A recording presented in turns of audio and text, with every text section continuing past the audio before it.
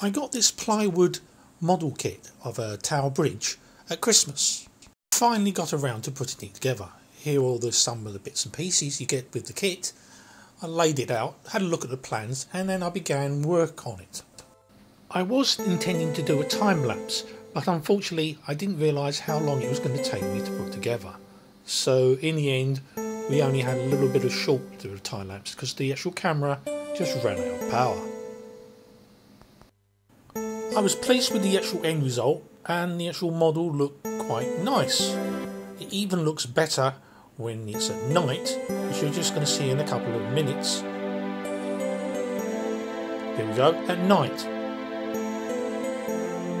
The LED lights on it really make it stand out. Next is to put it in a display cabinet. If you'd like to see more videos like this, please comment on below, as I'm planning to do a safe which I got for Christmas, which is also another ply model, and hopefully I can do a time lapse of that and not have the actual battery dying on the camera.